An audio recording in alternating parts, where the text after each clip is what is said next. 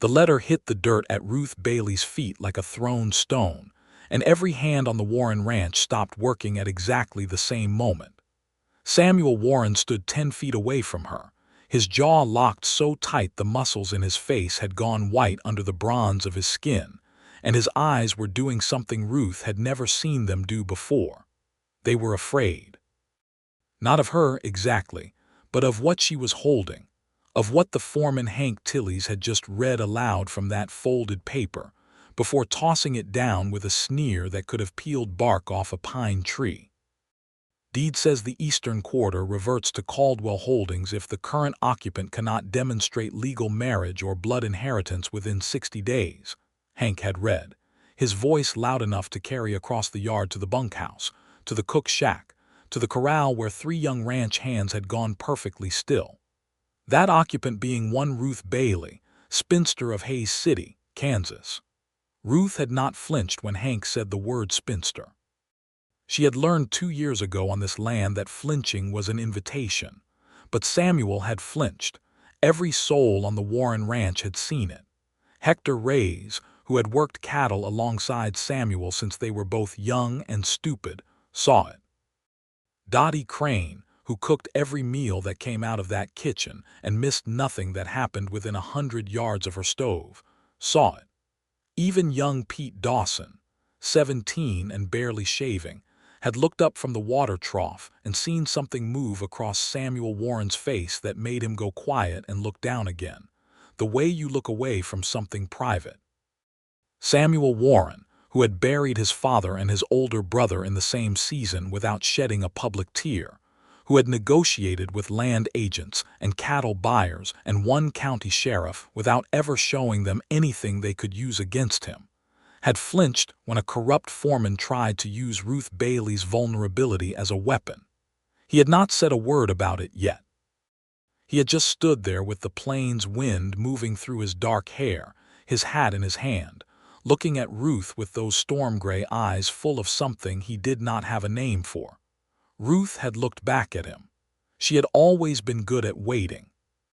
And every soul on the Warren ranch had understood, in the particular wordless way that people understand things they have watched accumulate slowly over 2 years, that what happened in the next few minutes was going to change the shape of everything. That was the moment. That was the cliff's edge. To understand how they had arrived there, you had to go back to the beginning, to a Wednesday in October of 1882, when a woman with a carpet bag and a letter of introduction had stepped off the stage in Granger's Creek, Texas, and changed the weather on the Warren Ranch forever, even though nobody knew it yet, least of all Samuel Warren himself. The stage from Abilene arrived 4 hours late because one of the horses had thrown a shoe outside of Meridian, and by the time it pulled into Granger's Creek, the afternoon light was going flat and orange, and the temperature had dropped 15 degrees from what it had been at noon. Ruth Bailey climbed down from the coach without waiting for the driver to help her, which earned her a look from the only other passenger, a traveling goods salesman named Orville Pratt, who had spent the last 40 miles trying to determine whether she was a schoolteacher or a widow. She was neither, and she had told him so pleasantly twice, and he had not believed her either time. She was 24 years old. She had brown hair the color of creek mud in summer, which she did not consider a compliment but had learned to accept, and dark eyes that people called serious, and hands that were already a little rough from the work she had done for the past 3 years, keeping her late father's small farm in Hays City above water after he died. The farm had finally lost the argument with the bank in August, and Ruth had read an advertisement in the Hays City Sentinel placed by a land attorney in San Antonio acting on behalf of a Texas cattleman who needed an experienced farm manager for the eastern quarter of a working ranch. Not a mail-order bride notice, a work position. She had written a letter so precise and thorough that the attorney had written back the same week offering her the post. She had not told her aunt in Hays City where she was going, because her aunt would have told her not to go, and Ruth had already decided she was going, so that conversation had seemed like an unnecessary expenditure of energy. The Warren Ranch was 4 miles outside of Granger's Creek proper, and Ruth had been told someone would meet her at the stage stop. She stood in the cooling air with her carpet bag at her feet and looked around the small, dusty main street and did not see anyone who looked like they were waiting for her. What she saw instead was a very large bay horse tied to the rail outside the general store, and beside it, a man arguing quietly but with considerable intensity with the store's owner through the open door. He was tall, broad through the shoulders, wearing trail-worn canvas trousers and a dark blue shirt and a hat that had seen better days. He had his back to her. His voice was low and measured even in argument, the kind of voice that was accustomed to being obeyed without needing to be raised. Ruth picked up her carpet bag and walked toward the general store, because it was the only building on the street showing significant human activity, and because she had found that walking toward things was generally more productive than standing and waiting for them to come to you. "I ordered those fencing supplies in September," the man was saying when she got close enough to hear. "It is now October. I have a section of east pasture fencing that is held together with prayer and wire I salvaged from a cattle drive, and I cannot wait another 2 weeks. Mr. Warren, I understand your frustration, but the freight wagon from, is there a Ruth Bailey here?" The man had turned around, apparently deciding the argument was unwinnable for the moment, and found himself looking directly at Ruth, who had stopped 3 feet away from him and was watching him with the expression of someone filing information for later use. "Yes," Ruth said. "I am Ruth Bailey." Samuel Warren looked at her for a moment with those gray eyes, and something happened in them that Ruth could not quite categorize. Not surprise exactly, more like a recalibration. "I'm Samuel Warren," he said. He did not extend his hand immediately, and she noticed that, and then he did, and she shook it, and his grip was the straightforward kind that did not try to prove anything. "The stage was delayed," Ruth said. "A thrown shoe outside Meridian. I heard, I've been waiting an hour." He said it without accusation, which she appreciated. "The buckboard is around back. I can load your things." "It is 1 bag," Ruth said. "I can manage it." He looked at the bag, which was not small, and then at her, and she could see him deciding whether to argue about it. He decided not to. "All right," Samuel Warren said. "Let me finish with Hatcher and we'll head out." He turned back to the store and Ruth waited, and in the 10 minutes it took him to conclude his unsatisfying business with the supply order, she watched him and determined several things. He was approximately 30 years old. He ran the ranch himself, which meant the death of his father and brother that the attorney's letter had mentioned obliquely had left him fully in charge. He was not a man who wasted words. He expected to be taken seriously, and generally was. He was tired in the way that people who carry too much alone for too long are tired, a tiredness that lives in the set of the shoulders rather than the eyes. Ruth Bailey had carried too much alone for 3 years. She recognized it without being sentimental about it. The drive out to the ranch was conducted largely in silence, which suited them both. The land was enormous and flat, with the occasional mesquite breaking the line of the horizon, and the sky above it was the kind of deep blue that happens in Texas in October when the summer has finally conceded. Ruth looked at it and felt something settle in her chest that had been unsettled for a long time. "The East Quarter is about 300 acres, Samuel said eventually, without looking at her. "Mixed use. Some winter wheat coming in, a small orchard that hasn't been properly managed since my mother passed, a kitchen garden that Dottie Crane has kept alive through sheer stubbornness. There's a tenant house, small but sound." "The advertisement mentioned crop rotation work," Ruth said, "and the attorney's letter referenced soil testing." Samuel glanced at her. "You know soil testing?" "My father grew wheat and sorghum in Kansas for 20 years. Yes, I know soil testing." Another silence. Not uncomfortable, more like 2 careful people taking the measure of each other without wanting to be obvious about it. "Hank Tilley's is my head foreman," Samuel said. "He manages the main ranch hands. The East Quarter operation would be under your management separately. You'd report to me directly." "That arrangement suits me," Ruth said. "Good. He paused. The other hands may take some convincing. A woman in a management position is not something they've seen before. Ruth looked at the horizon. I expect not, she said. What Samuel Warren did not say, and what Ruth would not have known to expect, was that Hank Tillies had already expressed his opinion of the new arrangement in a conversation that had left the two men at an unfamiliar distance from each other. Hank had been with the Warren Ranch since Samuel's father's time.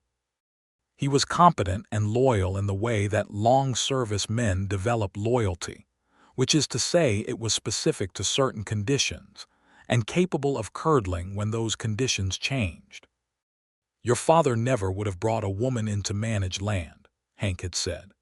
My father also tried to run 1,500 cattle on 1,200 acres of poorly rotated pasture, and wondered why he was always rebuilding fences, Samuel had replied, and that had ended the conversation but not the tension underneath it.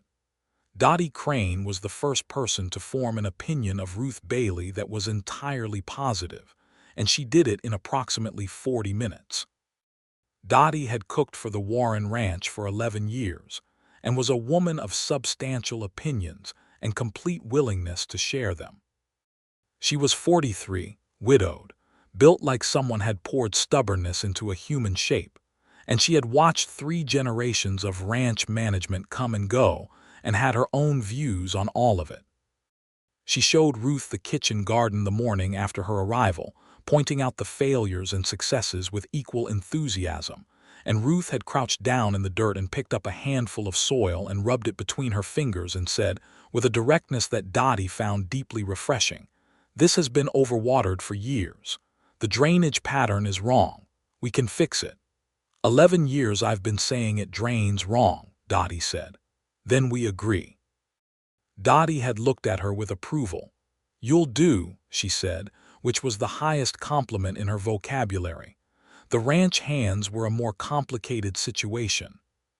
There were 8 of them, ranging from Hector Reyes, who was 35 and who had worked alongside Samuel since before the elder Warren's death, and was as close to a trusted second as Samuel had, to young Pete Dawson, who was the newest and youngest and who had arrived with good rope skills and a tendency to go red-faced whenever he made a mistake in front of anyone. They watched Ruth with a mixture of curiosity and skepticism that she had anticipated and was not bothered by. She had learned from her father that the most effective way to establish credibility with people who doubted you was not to argue with them, but to simply be correct about things, repeatedly in their presence, until the skepticism ran out of material to sustain itself. Within her first week, she had correctly identified which section of east pasture fencing was at highest failure risk, organized a soil sampling process that even Hector Reyes admitted was more systematic than anything they'd done before, and figured out why the small orchard's apple trees had been producing half their potential yield. The trees needed thinning, the soil needed amendment, and 2 of them had a blight that could be managed if caught early enough. Samuel had come out to the orchard on the 4th day and found her in one of the trees, 12 feet off the ground, examining branches. You could have sent one of the hands up there, he said, looking up at her with an expression that was not quite alarm. I needed to see it myself, Ruth said, not looking down. The blight pattern needs to be read from the inside of the canopy. Come up if you want to understand it. There had been a pause, and then Samuel Warren, who was a practical man, had climbed the tree. They had spent 20 minutes in the branches of an apple tree in October, Ruth explaining the blight pattern and what could be done about it. Samuel asking questions that were specific and intelligent, and that told her he genuinely wanted to understand rather than just appear to. The afternoon light came through the remaining leaves in the way October light does, specific and golden and a little melancholy, and Ruth had been aware, briefly and without giving it much room, that there was something singular about being at eye level with Samuel Warren, with the wide Texas sky visible through the branches above them. She had dismissed the thought as irrelevant and climbed down. That was the beginning. It was quiet and practical and looked, from the outside, like a professional arrangement and nothing more. But the ranch had eyes, and the ranch was patient. Hank Tillies had not hidden his displeasure at Ruth Bailey's presence, but in those first months he had kept it within the bounds of professional friction, which was irritating but manageable. He questioned her supply requests in weekly meetings. He assigned hands to East Quarter work with a slowness that suggested he had other priorities. He made small comments in the general hearing of others that were not quite rude enough to be directly confronted. Ruth managed it the way she managed most things, with patience and precision and the determined refusal to give him the reaction he was looking for. Samuel noticed. Ruth knew he noticed because she had become, without particularly intending to, someone who could read Samuel Warren's reactions in the same way she read soil conditions, by knowing what the baseline looked like and identifying when something had changed. When Hank's friction crossed a line Samuel considered important, something shifted fractionally in how he held himself in meetings, a kind of controlled stillness that meant he was deciding how to respond. He always responded quietly and with finality. He did not do it publicly in a way that would humiliate Hank unnecessarily, but he made himself clear. Ruth found this both effective and respectful, which she added to her ongoing catalog of Samuel Warren's characteristics, without examining why she was keeping such a catalog. The first truly difficult moment came in December, when a late-season cold snap threatened the wheat that Ruth had planted in the East Quarter. She had been up since 3 in the morning walking the fields with a lantern, assessing the damage, calculating what could be saved and how. Samuel found her there at dawn, which surprised her, because she had not told anyone she was going out. "Dottie heard you leave," he said, by way of explanation. He had a lantern too, and he was wearing a coat that was too large for the weather conditions and looked like he'd grabbed it in a hurry. Ruth told him what she was looking at, what she thought could be done. He listened the way he always listened, which was completely. There was no part of Samuel Warren that was somewhere else when he was talking to you, and Ruth had noticed early that this was rarer than it should have been. "Tell me what you need," he said when she finished.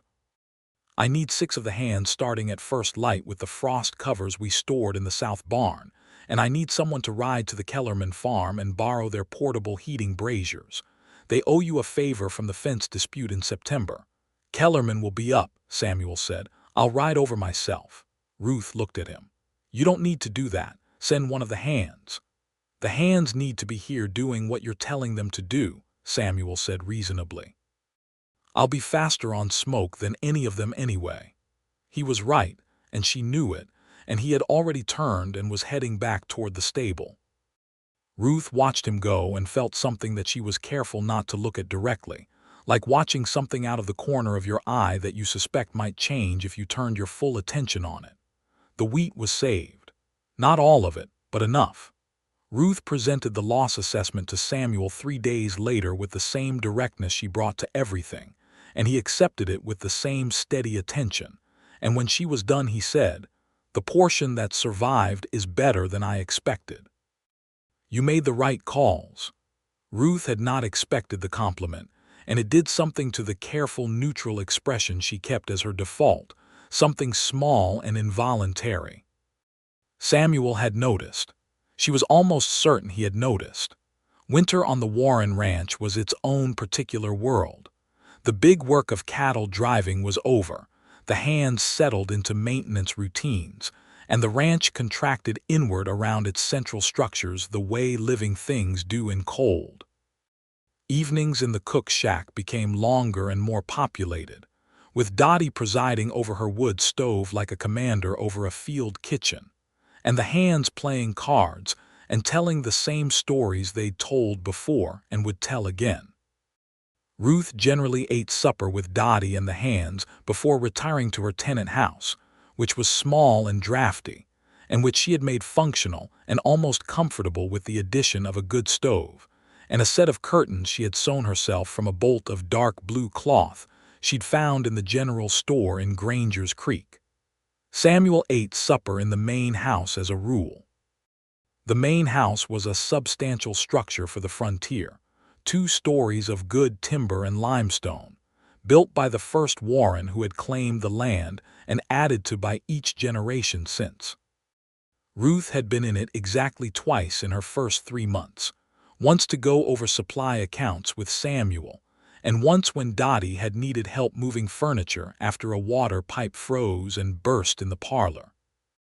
The night the water pipe burst was the first time Ruth had seen Samuel in any state other than complete functional readiness, because it was 2 in the morning, and he had come downstairs at the sound of Dottie's alarmed shout, wearing only his trousers and a union suit, his dark hair completely disheveled. And for a moment he had been something other than the managed, contained person he presented to the world in daylight.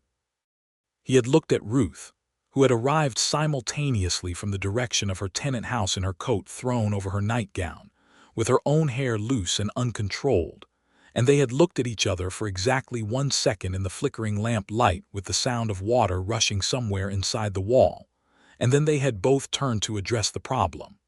Hector Reyes had arrived moments later, and then 2 other hands, and the pipe was dealt with efficiently and without significant drama.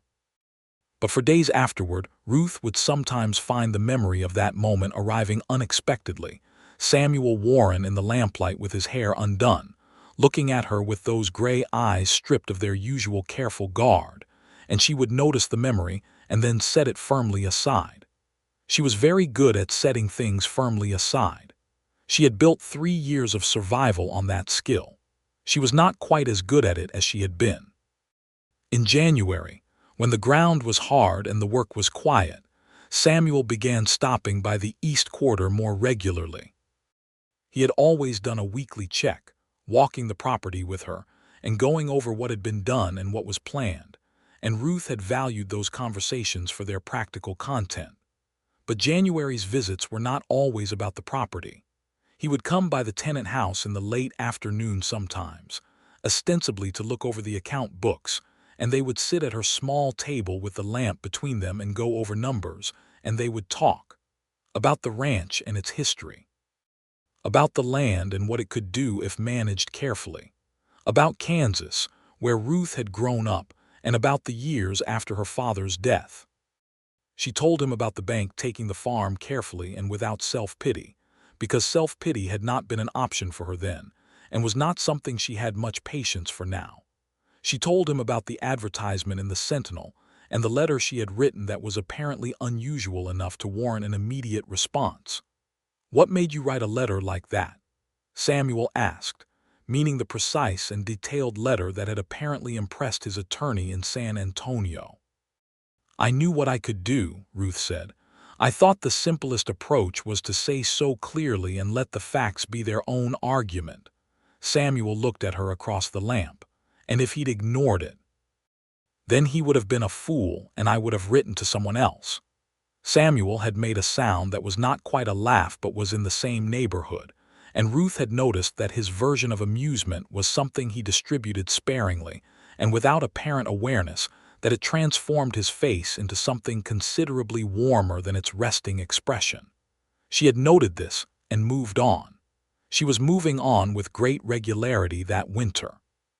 Hector Reyes, who watched everything and said only what he calculated was worth saying, had started giving Ruth small nods of acknowledgement when he passed her in the yard. It was not much, but from Hector it was significant. Dottie Crane had progressed from "you'll do" to actually saving Ruth portions of things she knew she liked, which was Dottie's version of open affection. Even young Pete Dawson, who had started the autumn unable to look at Ruth directly, had begun asking her actual questions about farming when they were working near each other. The ranch was warming toward her, and Samuel Warren was the one leading the warming, whether he knew it or not. Spring arrived with the particular violence of Texas spring, big thunderstorms rolling in from the northwest and turning the hard winter ground into something that smelled of iron and wet grass and possibility. Ruth planted her East Quarter fields with a plan she had spent the winter developing, a rotation that would improve soil nitrogen levels over 3 years while maintaining productivity, and she felt the particular satisfaction of watching a carefully considered plan make contact with the physical world and begin to unfold. She also, in the spring, began to be aware of her own situation in a way that winter's practical demands had kept somewhat at bay. She had a work contract. It was a good contract, and Samuel honored it precisely, and without the kind of small, casual disrespect that she had heard some employers were inclined toward with female employees. But a contract was not permanence, and the East Quarter, which she had come to think of as her responsibility in a way that felt almost personal, was ultimately someone else's land. This was not new information. It had always been true, but spring had a way of making future conditions feel more urgent than they had in winter. She did not speak of it to anyone. It was not the kind of thing she spoke of. What she did instead was work harder, which was her solution to most things that troubled her, and pay attention to what the East Quarter needed and provided, and continue the careful professional relationship with Samuel Warren that was the center of her working life. The professional relationship, meanwhile, was developing complications that Ruth was doing her best not to examine too carefully. Samuel had begun, without announcing it, doing small things. He had replaced the stove pipe in her tenant house with a better one when she had mentioned, once, in passing, that it drew poorly. He had arranged for a shipment of soil amendment from San Antonio that was not strictly necessary, but that would accelerate her rotation plan significantly. When a particularly savage spring storm had damaged the fence line on the north edge of the East Quarter, he had come out himself the following morning with fence wire and posts and helped her assess and repair it, and they had worked alongside each other for 4 hours in the mud with a kind of comfortable physical coordination that had arrived without either of them having specifically arranged for it. They knew each other's pace by then. They knew how the other moved through a problem, when to speak, and when to let the working silence do its work. Ruth had not had that kind of wordless coordination with anyone since her father, who had been the best practical partner she had ever known, and finding it in Samuel Warren was something she was holding at careful arm's length, because examining it too closely felt dangerous. Hector Reyes and Dottie Crane discussed the situation in the cook shack one evening in April in low voices while the other hands were occupied with cards. "He checks on that East Quarter every day now," Hector said. "Used to be once a week. He doesn't go empty-handed either," Dottie said, with the satisfaction of someone confirming a long-held theory. "Yesterday he brought her those fencing survey maps she needed." Never had to be asked. Hector was quiet for a moment, the way he was quiet when he was deciding whether to say a thing out loud. "She doesn't see it," he said finally. Dottie snorted gently. "She sees it, she just doesn't let herself think about it." "And him," Dottie considered. "He's the last to know," she said. "Always is with that type." Hector almost smiled. "What type is that?" "The kind that's been taking care of everything alone for so long, they forgot they're allowed to want something for themselves." Hector looked at his coffee and said nothing, because this was accurate and he had been that type himself once, before his wife, Esperanza, had more or less refused to allow it. He missed Esperanza every day with a steady low-grade ache that had become part of the landscape of his life, and he was not inclined to waste time where the path was visible. Samuel Warren, he thought, was going to be a longer project. The trouble with Hank Tilley's escalated in May. It began with a supply order that Ruth had submitted through the proper channels, and that had not been fulfilled for 3 weeks. When she went to Hank to ask about it directly, he told her, with a smile that did not reach his eyes, that the supplies had been deprioritized in favor of the main ranch operations, and that she should plan her timeline accordingly. Ruth looked at him for a moment with the particular quality of stillness that meant she was making a calculation. "I will take this up with Mr. Warren," she said. "Mr. Warren is busy," Hank said, and his smile widened slightly. "He has an entire ranch to run, not just a kitchen garden." Ruth was not, by temperament, a person who said things in anger. She was a person who left a conversation, thought carefully, and then returned to it with more information. She turned and walked away from Hank Tilley's and went to find Samuel. She found him at the corral, working with a young horse that had been giving trouble. She waited at the fence without announcing herself, because interrupting a man with a nervous horse was not something a sensible person did, and watched him work. He was patient with the horse in the same way he was patient with most things, without the performance of patience that some people used, the sighing and the heavy exhalation. Just quiet consistency. He brought the horse's anxiety down through the same reliable presence he brought to everything. When the horse had settled and Samuel had tied it and turned around, he saw her at the fence and walked over. Ruth told him about the supply situation clearly and without editorializing. She watched his expression move through its usual careful register and settle somewhere that was not quite its resting state. "I'll talk to Hank," Samuel said. "I want you to understand that this is not the first time," Ruth said. "There have been smaller instances over the winter.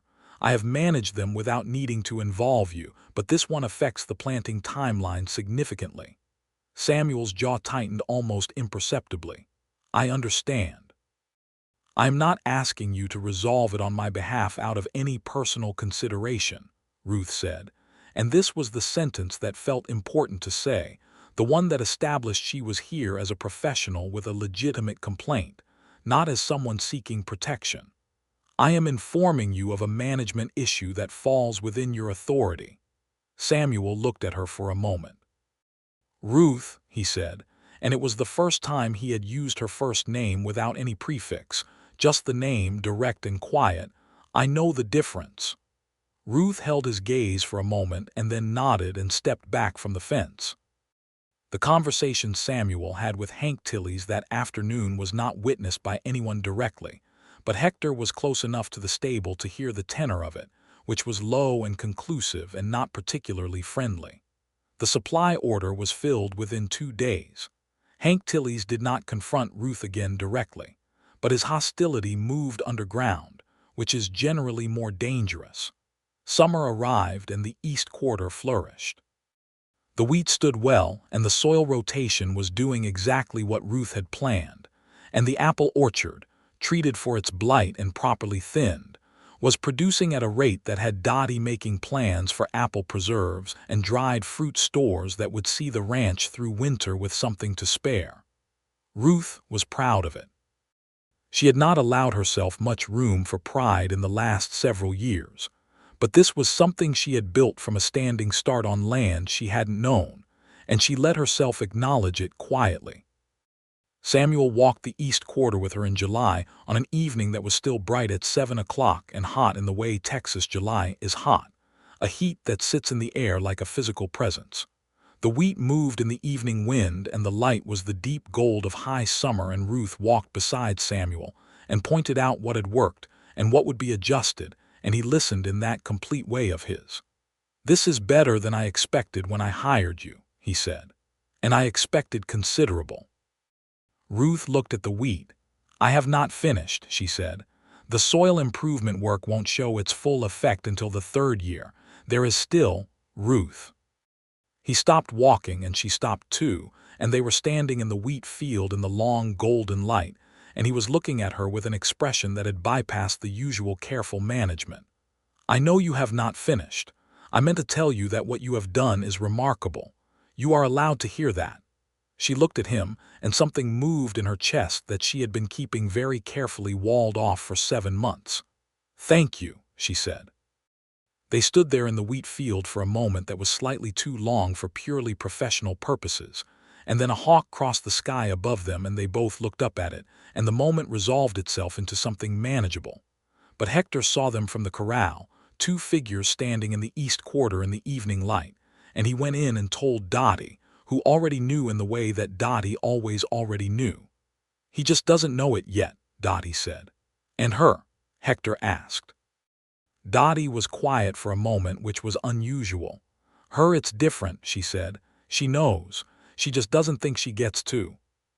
The dark past arrived in August, as dark pasts have a tendency to do, in the form of a man named Calvin Drury, who rode up to the Warren Ranch on a well-maintained horse, and presented himself as representing Caldwell Holdings, a land and cattle operation out of Fort Worth.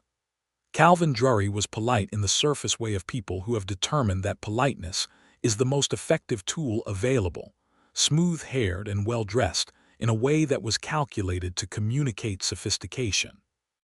He met with Samuel in the main house, and Ruth was not present for that first conversation, and she learned of it from Dottie that evening. "Caldwell Holdings wants the East Quarter," Dottie said, setting a plate in front of Ruth with unnecessary force that communicated her opinion of this development. "They've been buying up land east of Granger's Creek for 2 years, building toward the rail line that's coming." Ruth looked at her plate. "The East Quarter," she said, keeping her voice level. "Drury made an offer. Mr. Warren didn't accept it, but Drury's a patient type." Ruth ate her supper and did not say anything that wasn't practical. But that night she sat in her tenant house with the lamp turned low and thought about the word temporariness and what it meant in relation to the work she had done, and the life she had built in the past year, and the feeling she had standing in the wheat field in July that this was somewhere she had a right to be. She had not told herself she felt that, but she felt it now in the lamplight, and it was sharp. The following morning Samuel came to the East Quarter and told her about Caldwell Holdings' offer himself, directly and without softening it, which she appreciated even though the information itself was difficult. "I didn't sell," he said. "I want to be clear about that." "I understand," Ruth said. "The East Quarter is part of this ranch," Samuel said, and there was something beneath the practical statement that she did not try to excavate. "It's not for sale." Calvin Drury came back in September with a revised offer that was significantly larger. Ruth knew this from Dottie, who knew it from the general information network of the cook shack, which was as reliable as a telegraph and considerably faster. Samuel turned it down again, and Drury left with the smile of someone who expected to return. It was after the second Drury visit that Hank Tilley's underground hostility surfaced in its final and most damaging form. Hank had, it emerged, been in conversation with Caldwell Holdings for months, not selling information exactly, because he did not have much information that Drury didn't already know, but providing context, suggesting vulnerabilities. And specifically, it seemed, pointing out that the East Quarter's management arrangement was based on an employment contract with a woman who had no legal standing to the land itself, and that if there was a way to destabilize that arrangement, the land might become available. Calvin Drury had found a property lawyer in Austin who was creative in his reading of Texas land statutes, and the letter that the lawyer had written was the one that ended up in Hank Tilley's hands on a morning in late October of 1883, exactly 1 year after Ruth Bailey had stepped off the stage in Granger's Creek. Hank had read the letter aloud in the yard in front of everyone, had let it fall at Ruth's feet, and had looked at Samuel Warren with the expression of a man who believed he had just won something. And Samuel Warren had flinched, and the whole ranch had seen it. The silence in the yard stretched for what felt like a full minute, which was actually probably 15 seconds, but time compresses under the weight of revelation. Ruth stood very still with the letter near her feet and did not bend to pick it up. She was looking at Samuel with the same clarity she brought to soil samples and fence damage assessments, looking for the truth of what was in front of her. Samuel looked back at her, and then he did something she had not expected. He laughed. It was not a large laugh, and it was not particularly happy, but it was real, and it meant that something he had been carrying for a while had just become impossible to continue carrying in the same way. He picked the letter up off the ground. He read it himself quickly, and then he folded it and put it in his shirt pocket, and he turned to Hank Tilley's. "Hank," Samuel said, in the quietest voice Ruth had ever heard from him, "you're done here." Hank's expression went through several things quickly. "I'm your head foreman. I've been with this ranch for— I know how long you've been here," Samuel said. "You can collect your pay from the cook shack. Dottie will have it ready." Hank looked around the yard at the hands, who were all looking at the ground or at the sky or at anything except Hank Tilley's.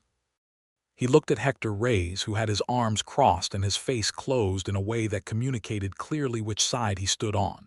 He looked at Ruth, and there was real venom in it, the venom of a man who had been building a grudge for a year. "You brought this on yourself," he said to Ruth. "A woman managing land she has no right to. It was always going to end like this." "You are still speaking," Samuel said. It was not a sentence with any anger in it. That was what made it devastating. Hank left. The yard remained very quiet. Samuel turned to the hands and said, briefly and without drama, "Hector, you're head foreman until I say otherwise. Everyone else, thank you for your patience." And then he turned to Ruth. Ruth had been watching him the entire time.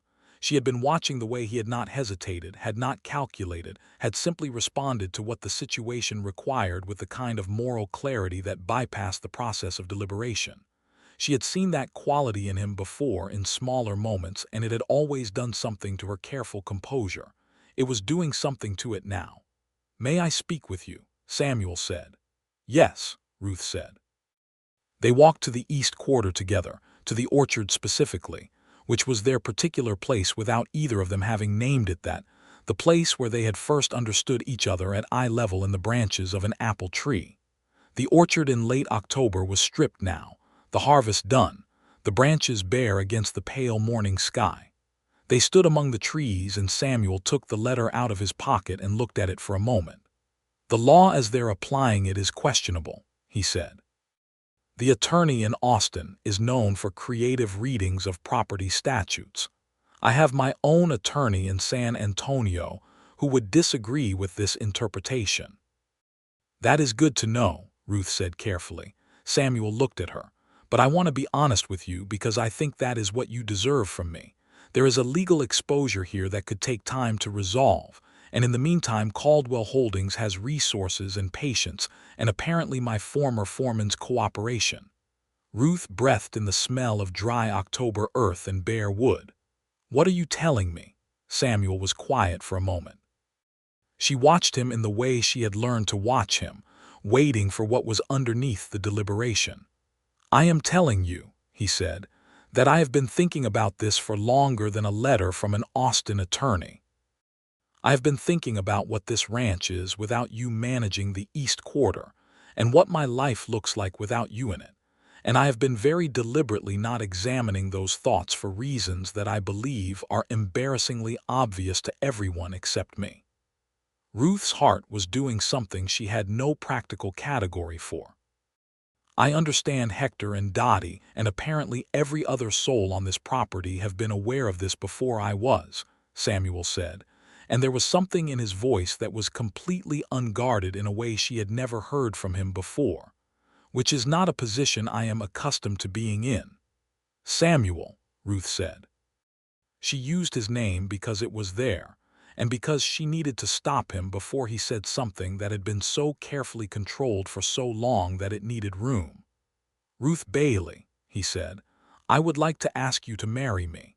Not because of the letter and not because of Caldwell Holdings, though I understand why the timing makes that difficult to believe. Because you are the most capable and direct and remarkable person I have ever known, and because I have loved you since approximately January and have been spectacularly unwilling to look at it directly." The orchard was very quiet. A bird moved somewhere in the bare branches above them. Ruth looked at Samuel Warren, who was standing in the pale October morning with his heart completely visible on his face for the first time she had ever seen, and she thought about 7 months of careful walling off, of noticing and dismissing, of moving on with great regularity. She thought about standing in the wheat field in the evening light and feeling like she had a right to be somewhere for the first time in years. She thought about 2 people in the branches of this orchard in the first October, looking at each other at eye level. "I have loved you since approximately January as well," Ruth said, "possibly November." Samuel looked at her for a moment with an expression that was entirely new and entirely his and entirely for her. "November," he repeated. "I am precise about dates," Ruth said. "It was the night of the water pipe." He started toward her and then stopped and said, "Is that a yes?" "Yes," Ruth said. "That is a yes." Samuel Warren crossed the distance between them in the bare apple orchard on a Tuesday in October of 1883 and took Ruth Bailey's hands in both of his. And they stood there in the cold morning air and looked at each other like two people who have finally stopped moving away from something they were always going to arrive at. He kissed her carefully, the way he did most things, with full attention and complete presence, and it was nothing like careful. When Dottie Crane heard the news 40 minutes later from Hector Reyes, who had been walking back from the barn and had seen them through the orchard fence and had gone directly to the cook's shack with an expression of profound vindication, she set down her wooden spoon and put her hands on her hips and said, with enormous satisfaction, "Well, only took him 12 months. 11, Hector said.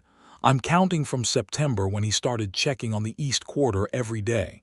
Hector considered this. Fair enough, he said. The announcement was made at supper that evening, in the cook's shack, in front of the full ranch complement, which by then included Hector's nephew, who had arrived last week, and Pete Dawson, and 6 other hands and Dottie, and the 2 women from the nearest neighboring property who had come to help with a sick horse, and had simply stayed for supper.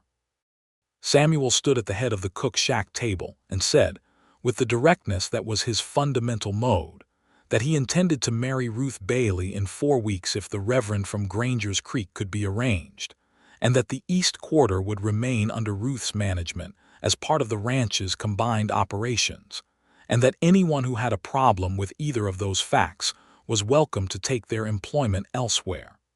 Nobody took their employment elsewhere. Pete Dawson went very red and started clapping, which embarrassed him immediately, but started a general response that was considerably warmer than formal occasions on the Warren Ranch usually managed. Dottie served an extra dessert. Ruth sat at the table and felt something she identified with some surprise as happiness, not the cautious functional satisfaction of a plan working out or a problem solved, but the unguarded kind, the kind that does not require management. She let herself have it. The next 4 weeks were not without complication. The attorney in San Antonio, a man named Garrett who had represented the Warren family for 12 years, wrote a thorough letter demolishing the Austin attorney's legal reasoning, and Samuel forwarded it to Caldwell Holdings through appropriate channels. Calvin Drury appeared one more time in early November and was received by Samuel in the main house with Garrett's letter, in a manner so conclusive that Drury left without attempting a third offer. The Caldwell Holdings matter did not entirely disappear, because large companies with patient ambitions rarely entirely disappear.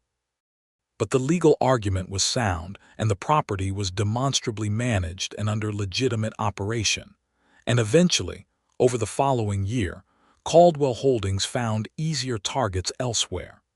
The rail line that came through Granger's Creek in 1885 passed to the north of the Eastern Quarter, which made it less strategically valuable, and that was the end of it. But all of that was later. In November of 1883, the primary business was a wedding. Ruth wrote to her aunt in Hays City. The letter was brief but included the relevant information, and her aunt wrote back in a flurry of exclamation points and questions that was so characteristic of her that Ruth smiled reading it. The Reverend from Granger's Creek, a man named Aldrich who had performed 3 weddings and 2 funerals on the Warren Ranch over the years, and who was philosophical about the varied conditions frontier ministry required, was available and willing. Dottie Crane took over the wedding preparations with an efficiency that suggested she had been planning them in some part of her mind for a while.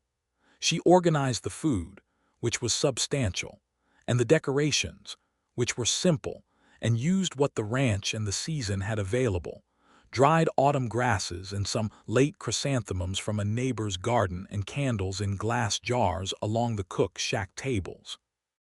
She was absolutely not going to be argued with about any of it, and neither Samuel nor Ruth had any interest in arguing. Ruth wrote letters to 2 women she had been close to in Hays City, not to invite them to the wedding because the distance made that impractical, but to tell them. She was aware of an old loneliness in doing this, the loneliness of significant events conducted without the people from your before life. But she had also come to understand that the ranch had become its own community, its own people, and the cook shack on the evening of her wedding was full of faces she had grown to know and trust over the past year. The morning of the wedding, Dottie came to Ruth's tenant house with a length of dark green fabric that she had been holding back for an occasion. "I got this in Fort Worth 3 years ago," Dottie said, setting it on Ruth's table with the air of someone presenting a significant gift. "I knew I'd find a use for it." Ruth looked at the fabric and at Dottie, who was not a woman given to softness, and felt the unguarded happiness again. "Thank you, Dottie," she said. Dottie's jaw went slightly firm in the way it did when she was managing an emotion she hadn't scheduled. "You're good for him," she said. "And he's a good man. I want you to know that." "He's a very good man." "I know," Ruth said. "I've been watching him carefully for a year." Dottie almost smiled. "I know you have," she said. "We all watched you watching him." The wedding was in the late afternoon, in the light that Ruth had come to think of as specifically the Warren Ranch's light, the long, golden, horizontal light of the southern plains in autumn. Reverend Aldrich stood on the low porch of the cook shack, and the hands were arranged in a rough semicircle, and Dottie stood to Ruth's left with her chin up, and Hector stood to Samuel's right with the stillness of a man doing something he considers important. Ruth wore the green dress, which Dottie had fashioned with speed and considerable skill, and she carried nothing because she was not a woman who carried things for decoration. She walked from her tenant house across the yard, and Samuel watched her come with an expression on his face that he was not attempting to manage, and she looked back at him without managing hers either. Reverend Aldrich said the words, which were the traditional ones, and they made their promises, which were the serious kind, and Samuel's hand was warm around hers, and she thought about all the things she had set firmly aside that had brought her here, and was grateful for every single one of them. Pete Dawson did not cry, but it was close, and nobody mentioned it. Hector Reyes shook Samuel's hand afterward with a grip that communicated more than the accompanying words, and then he turned to Ruth and bowed slightly and said, "Mrs. Warren," in a voice that was formal and warm at once, and Ruth shook his hand too and said, "Thank you, Hector," because she knew what his approval had cost and what it was worth. Dottie's wedding supper was the best meal the cook shack had ever produced, which was already a high standard. There was roasted beef, and preserved corn and Dottie's particular bread that people rode from neighboring ranches for the chance to eat, and 3 kinds of pie because Dottie had opinions about pie, and apple cider pressed from the East Quarter orchard's first real harvest.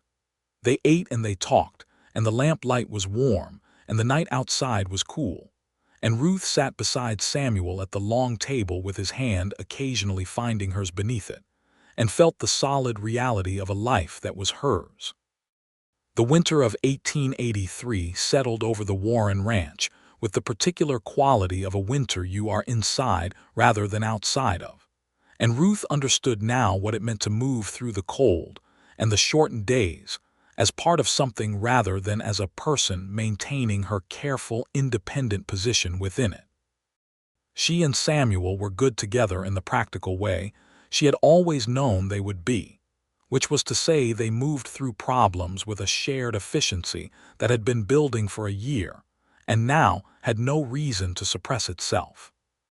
The morning account reviews at the kitchen table were the same as the account reviews at her tenant house table, except that the table was larger and the coffee was better, and there was no reason to conclude the conversation and go back to separate buildings when the work was done.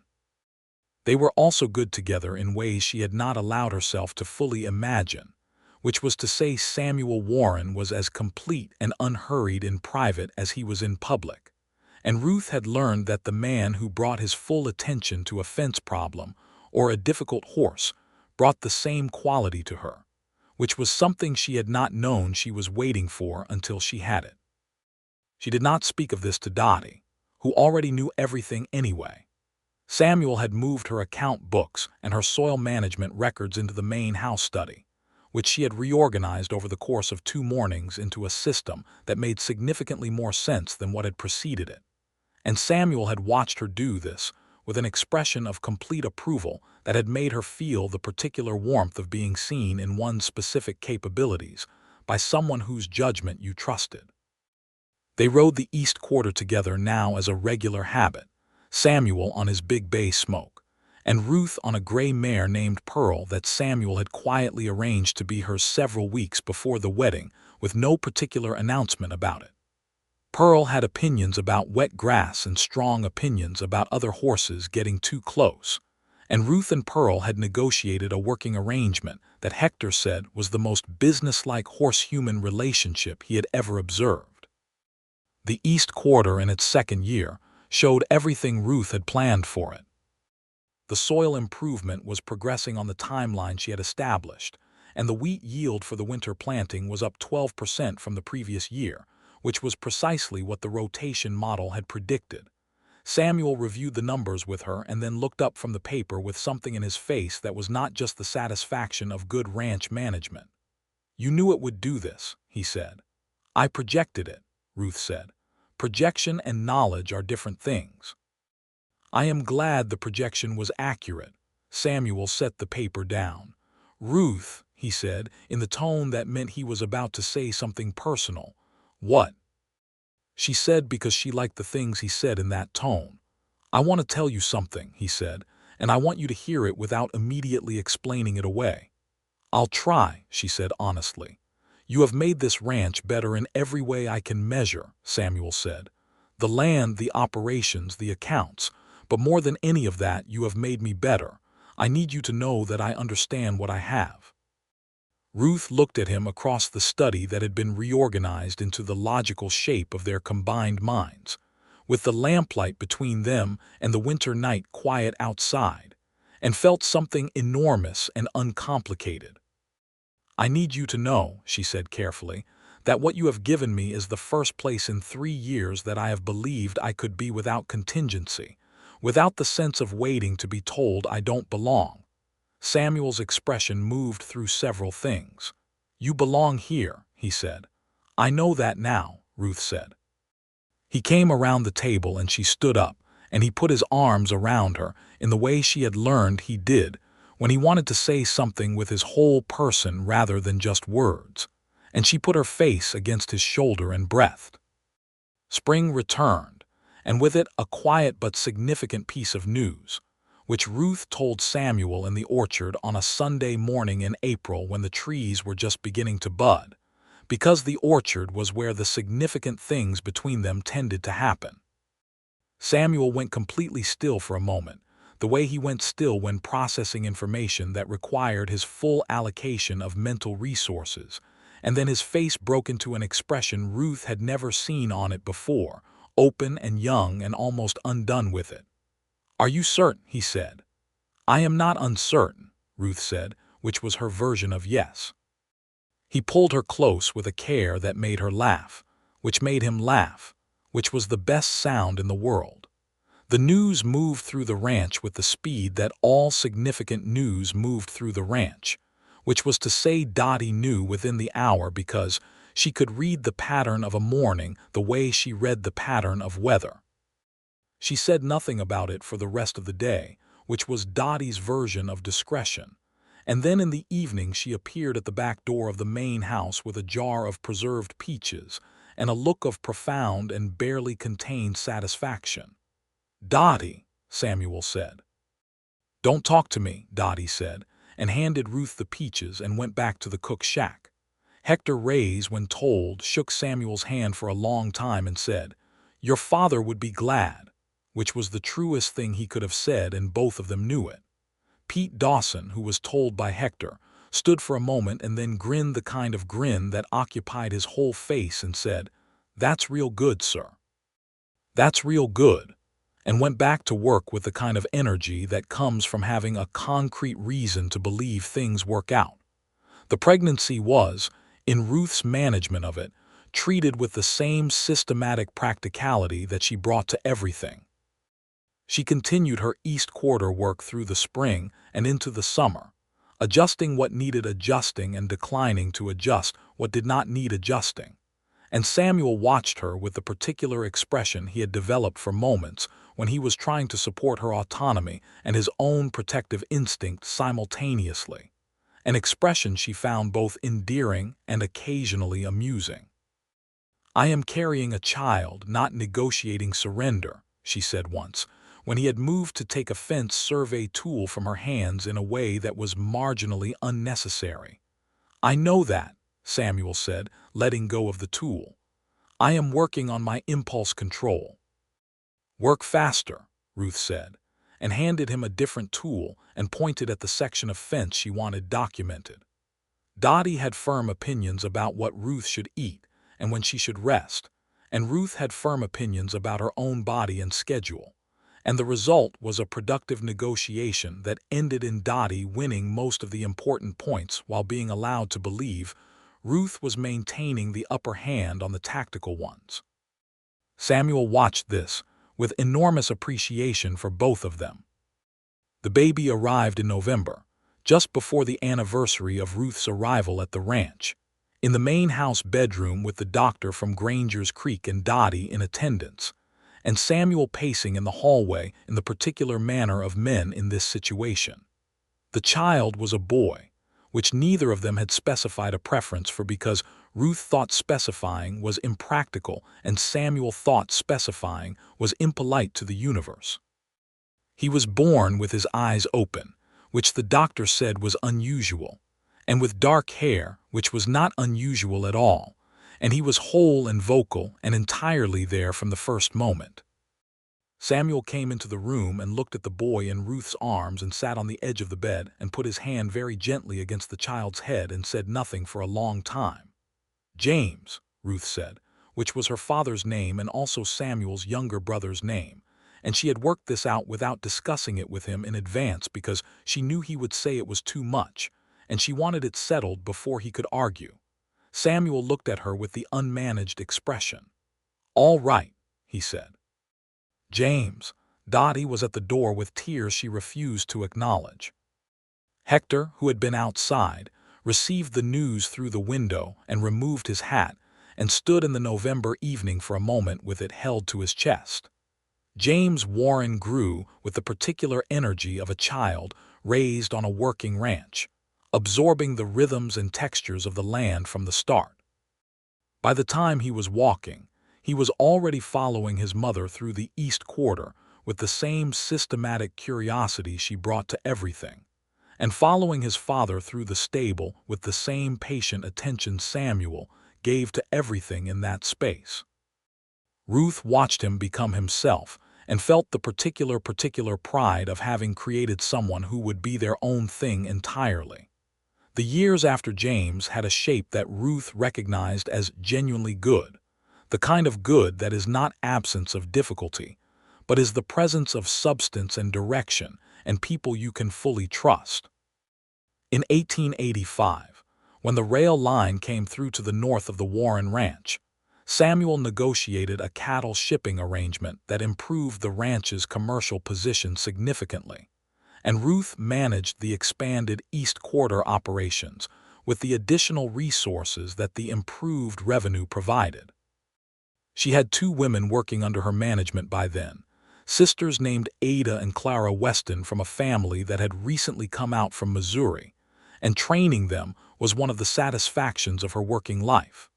She was precise and demanding and fair, which was what she had always wanted from her own situations, and Ada and Clara told anyone who asked that Mrs. Warren was the best ranch manager they'd ever encountered. Hector Reyes, promoted to full-head foreman after Hank Tilley's departure and fully established in that role, ran the main ranch operations with the same quiet competence that characterized everything he did. He and Samuel worked together as the genuine partners they had always been edging toward, and the ranch prospered in the specific way that things prosper when the right people are doing the right work. In 1886, Ruth told Samuel she was expecting again on a Tuesday morning over coffee in the study, while they were reviewing the spring planting schedule, which she found an entirely appropriate context and which made Samuel set down his coffee and look at her with the same open expression he had managed in the orchard 3 years before. "The planting schedule," Ruth said. "Give me a moment," Samuel said. She gave him a moment. She was generous with his moments. This child was a girl, born in September of 1886 with her mother's dark eyes and her father's total calm, and they named her Alice after Samuel's mother, who had kept the kitchen garden alive through stubbornness according to Dottie's description, and therefore deserved the recognition. James Warren, aged 2.5, received his sister with the measured interest of someone who had been informed of the development and had thoughts about it. He touched her hand with one careful finger and looked up at his mother. "She's small," he said. "You were smaller," Ruth said. James considered this information and filed it. Alice Warren grew up to be formidably self-possessed and deeply interested in the horses, a combination that Hector said he should have predicted from the moment he saw her eyes. By the time she was old enough to have meaningful opinions, she had them, specifically and at volume, and the ranch generally found it easier to work around her strong preferences than to argue with them. Samuel, watching his daughter debate with Hector about the training schedule for a particular horse, caught Ruth's eye across the yard, and the communication that passed between them was wordless and complete. By 1887, the Warren Ranch had consolidated its position in the county in a way that the elder Warren, who had struggled and pushed and built the foundation, would have recognized as the fulfillment of what he had been working toward. The land was productive and well managed. The cattle operation was profitable. The East Quarter, Ruth's particular work, was a model of what could be done with systematic attention to soil health and rotation management that other ranchers in the county came specifically to see. The attorney Garrett wrote from San Antonio with the final resolution of the Caldwell Holdings question, which had been deprioritized and eventually dropped, and with the updated property registration that clearly established the land under the Warren name without any of the previous legal ambiguity. Ruth read the letter and folded it and put it in the study file where it belonged and felt nothing dramatic, just the satisfaction of a completed process. Samuel found her in the orchard that evening, which had become a habit without being scheduled. The trees were in full summer leaf, and the light was coming through them in the way it always did, specific and shifting and alive. "Garrett's letter," he said. "Filed in the property section," she said. "It changes nothing practical since it was never going to proceed, but it's good to have it closed." Samuel sat on the low bench that Hector had installed under the oldest apple tree the previous autumn, which everyone pretended was for general use but which had appeared specifically because Samuel and Ruth were always standing in this particular spot for extended periods. Ruth sat beside him. "I want to tell you something," Samuel said. "You said that once before in this same location," Ruth said. "I know." He looked at the trees. "That time I told you that you had made everything better. I want to revisit the subject." Ruth looked at him. The evening light was in his hair and along the line of his jaw, and he was 34 years old and looked more himself than he had the day she met him, which was the particular good thing that happens to some people when they have what they needed. "Revisit it then," she said. "For years," Samuel said. "You came here 4 years ago with one bag and a letter of introduction, and I met you outside Hatcher's store and thought." He stopped. "What did you think?" Ruth asked because she had always wanted to know. Samuel was quiet for a moment, the thinking kind of quiet. "I thought you were the most deliberate person I had ever looked at," he said.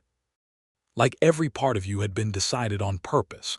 I thought I was in trouble immediately and managed not to know it for 11 months, apparently, which is a length of time that still embarrasses me." Ruth felt the warmth moving through her that had ceased to surprise her but had never ceased to be remarkable. "I thought you were the kind of man who would actually let me do the work," she said, "which was what I needed. And then I thought a number of other things that I spent considerable energy not thinking." "November," Samuel said. "November," Ruth agreed. They sat in the apple orchard in the evening light, and the ranch moved around them in its settled rhythms. The sounds of the evening stable routine and Dottie's cook shack, and somewhere James's voice and Alice's decisive, higher-pitched response to it. Samuel put his arm around her and she leaned into him, and they sat there in the particular ease of two people who have built something real together and know it. In the cook shack, Dottie was explaining to Ada Weston the correct way to properly seal a jar of preserves, and Hector was going over the morning assignments with young Pete Dawson, who was 21 now and a reliable hand, and nothing like the red-faced boy he'd been 4 years ago. The ranch was itself, whole and functioning, and the two people at the center of it were in the orchard not saying anything that needed to be said in words. In 1888, James Warren turned 4 years old and received, from his father, his first genuine lesson on a gentle horse, a older mare named Bess who had the patience of a geological formation. Ruth stood at the corral fence and watched Samuel lead James around on Bess with a careful hand, and a voice that was exactly the same patient, consistent presence it always was, and felt the particular expansion in her chest that she had stopped trying to manage. James was serious on the horse, concentrating with an intensity that was entirely his mother. Samuel looked up and met Ruth's eyes over the corral fence, and the thing that moved between them was the same thing it had always been, only larger now and deeper and more known to itself. Alice, sitting on the top rail of the corral with Hector's steadying hand behind her, issued several informed opinions about the lesson methodology that no one had requested. In the same year, the town of Granger's Creek received its first permanent schoolhouse, and Ruth was among the 3 people who organized the establishment of it, which required 6 months of correspondence with the county board and 2 trips to the county seat, and a fundraising effort that involved Dottie's baking and was therefore successful. Reverend Aldrich, who had married Samuel and Ruth and had been watching the community grow for 20 years, said at the schoolhouse opening that it was the most efficiently organized civic project he had witnessed in his time in Texas. The first teacher was a young man named Thomas Hale, fresh from an education college in Ohio, who arrived with a trunk of books and a somewhat startled expression at the breadth of his duties. Ruth met with him twice in his first month to walk him through what the children in the area needed and what resources were available, and he told her afterward that it was the most useful briefing he had received since arriving in Texas. James Warren started school in the autumn of 1889 and reported on his first day that it was satisfactory, but that he had several suggestions, which made Ruth press her lips together very firmly to contain her expression. Samuel did not even try. Alice Warren would start school 2 years after her brother, and would proceed through it with the magnificent self-confidence of a child, who had grown up believing that her perspective was worth contributing, which Ruth considered one of the best things she had managed as a parent.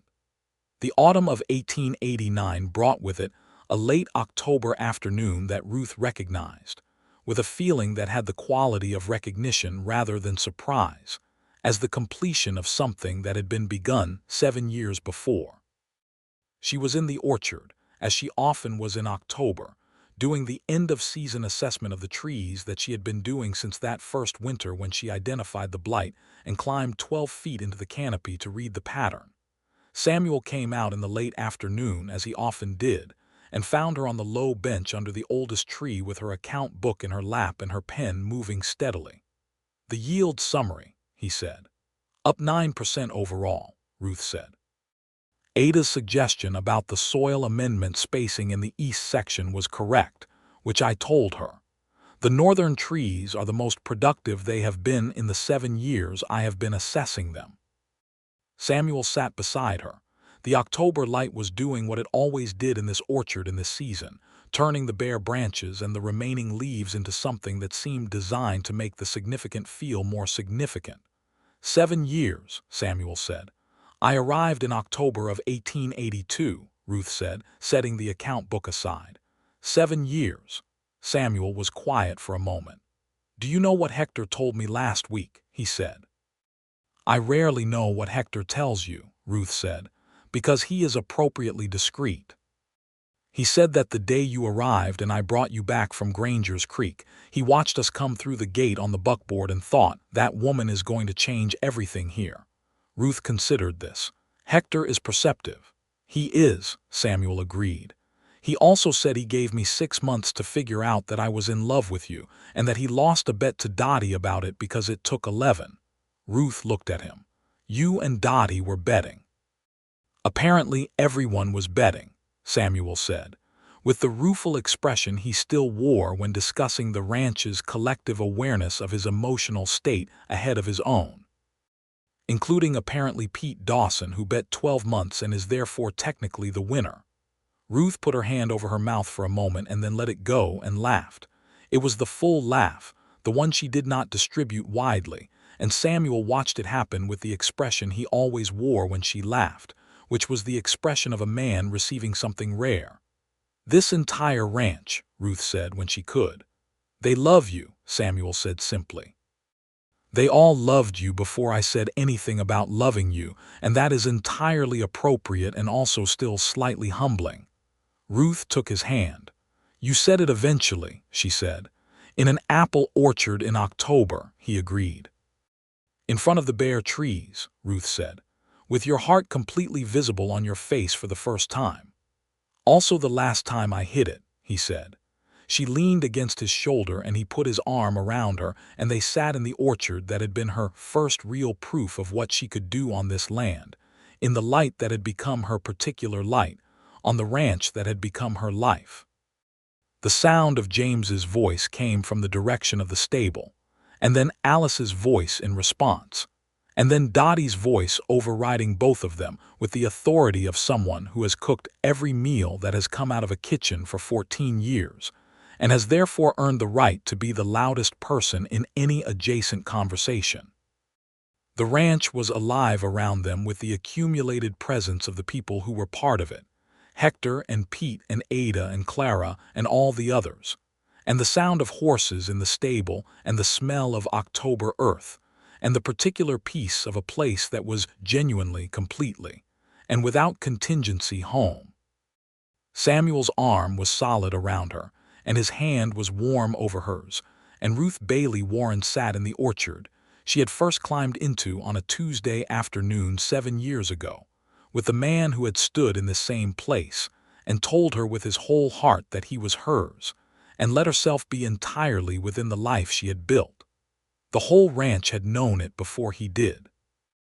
The whole ranch had watched it accumulate, conversation by conversation and evening by evening and difficult morning by difficult morning, until it had become something so undeniable that even Samuel Warren, who had been a man accustomed to looking at everything clearly except the thing closest to him, had finally turned and looked and seen it.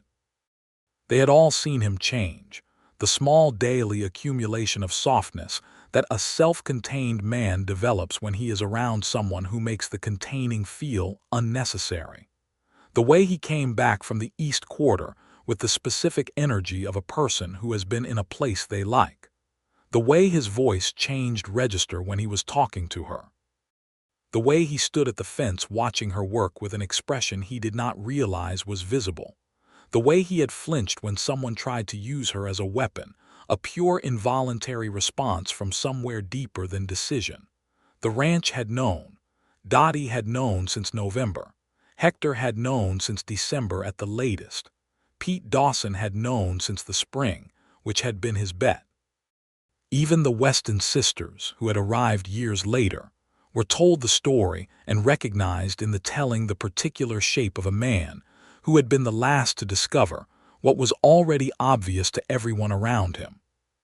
Samuel Warren had loved Ruth Bailey in the orchard and in the wheat fields and in the cold of frost emergencies and in the warm lantern light of account review evenings and in the bare October mornings and in the long golden light of July and in every practical shared problem and every wordless understood coordination of 7 years.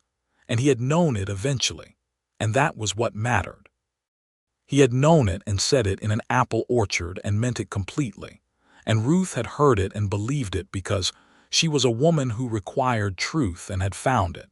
And they had built the life between them with the same methodical care that she brought to soil rotation, and he brought to everything he considered worth his full attention. In the cook shack that evening, Dottie served supper with the satisfaction of someone presiding over the correct outcome of a long, patient process. And Hector ate quietly and watched the family at the table with the private contentment of a man who has been part of something that mattered. And James Warren argued with his sister about something that was very important to both of them and not particularly important to anyone else. And Alice held her position with magnificent firmness. And Samuel and Ruth sat at the table in the warm lamplight with the sound and the warmth of all of it around them. Outside, the October dark settled over the Warren Ranch, over the East Quarter with its carefully amended soil and its productive orchard, over the stable where the horses stood in the familiar warmth of their stalls, over the buildings and the fences and the land that had been built and maintained and improved by the work of particular people who had found each other in the particular way that people find each other when the conditions are right and they are willing to eventually stop looking away. The whole ranch knew what they had. Samuel Warren, who had been the last to admit it, knew it best of all.